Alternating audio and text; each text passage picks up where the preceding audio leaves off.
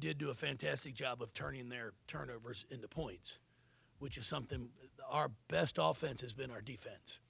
And it's not like we're pressing a whole bunch, but we've got really good help side. We're in the gaps. We're trying to deny some passes in different areas, and really, really pleased at what we've been doing at the defensive end.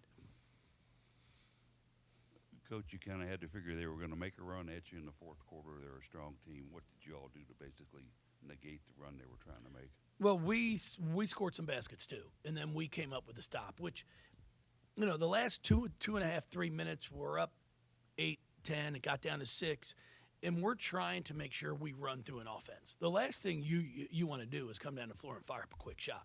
If it goes in, great, but if it doesn't, now you're giving more possessions to them. And then I thought we did a pretty darn good job, even on the one they scored there to cut it to 6. I think they scored with about 2 or 3 seconds on the shot clock.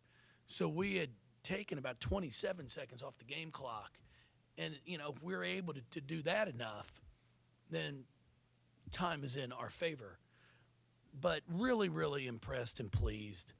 And it's a team that, as I've always done here, when things are going well, if we're playing and we got a good rhythm, I'm not subbing to just sub. And I was proud of our bench because I know some players, obviously you want to play, and some didn't get in today. But the energy and the excitement they had because we won, that's what we have to continue to have. And then as I've challenged them, tomorrow's our day off, is, if I'm a player that didn't get as much playing time as I wanted, what are you going to do on your day off? We're not having any practice, but I personally would get in the gym and get some shots up and make sure I get a workout in, because you don't want to drop your conditioning, because when your name's called, you got to be ready to produce. I thought Azella, she played 4 minutes and 30 seconds. She goes 1 for 1 for 3. It was a big shot there in the second half. I was proud of her. And then as she's continuing to grow and mature and understand, she's becoming more confident with her ball handling, especially going right. And when teams start to put some pressure on us and press, and she'll say it, I'm not extremely comfortable yet out there. So I appreciate the fact that when she went in, she took advantage of it. She hit a huge shot.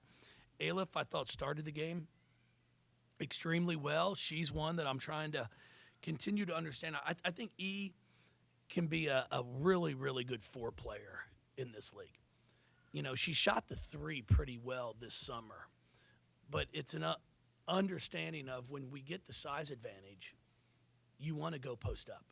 And she scored on back-to-back. She went right at him, made great moves.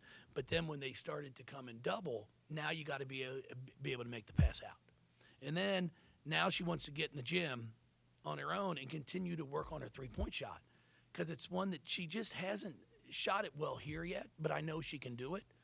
But it's a matter of repetition. I always tell them, going to bed at night and praying your jump shot gets better is not probably going to help a whole bunch. I'm a big believer in prayer, but I'm just not sure that's going to be your final answer. So we've got to continue to get reps in, so then you become comfortable when that opportunity presents itself. But I thought she played some really good minutes.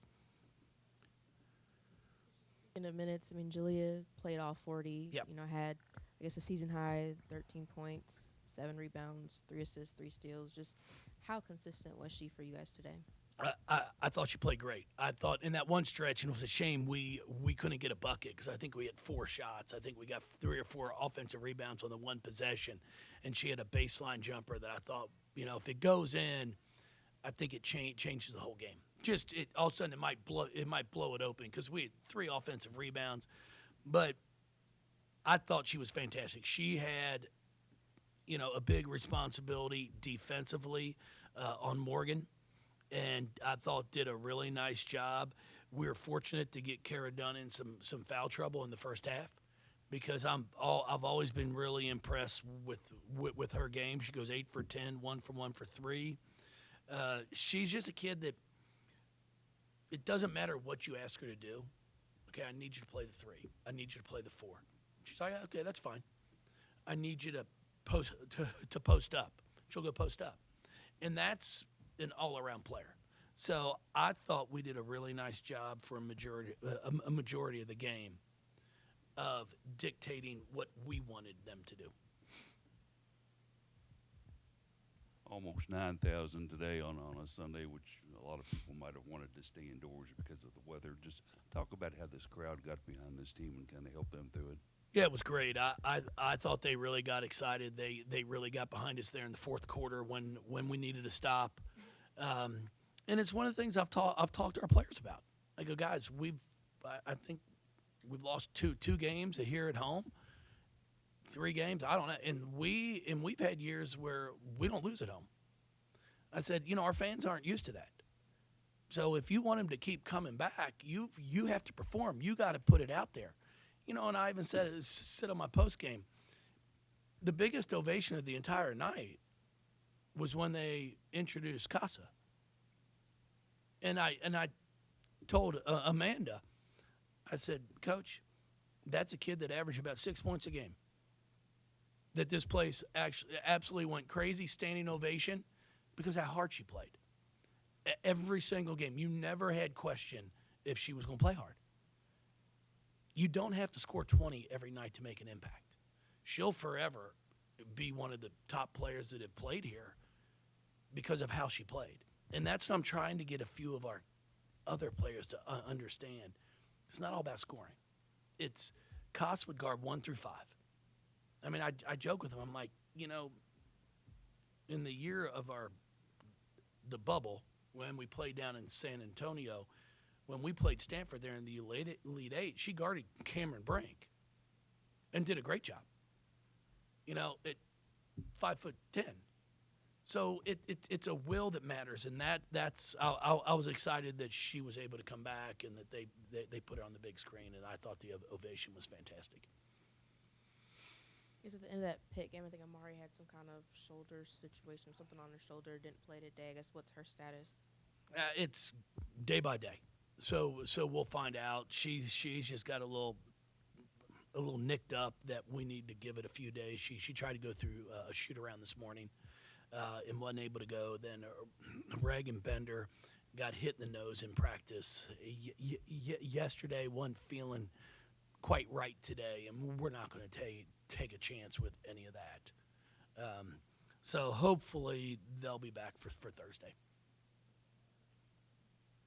Also, too, just defensively, what have you noticed, and what are the biggest, improvements that you've noticed maybe from beginning of the season to now? Well, we've gotten a little bit better on straight line drives, which is something we've got to continue to make people score over us. I thought Jada made a really good defensive play on the one where she kind of went through her, then they call her for a foul. You've got to have the right to stay between the ball and the basket as well. And I was proud of her because she normally drops that bottom foot and gives them a straight line drive. So she did a much better job there. She had five assists to 1 turnover tonight. And as I'm trying to challenge Jada to not just be a shooter, she goes 2 of 7 from the field. Not a great night for her shooting the basketball, but I thought she made a difference in other areas, which is what she has to continue to strive to do. All right, everybody. I appreciate y'all. Thank you.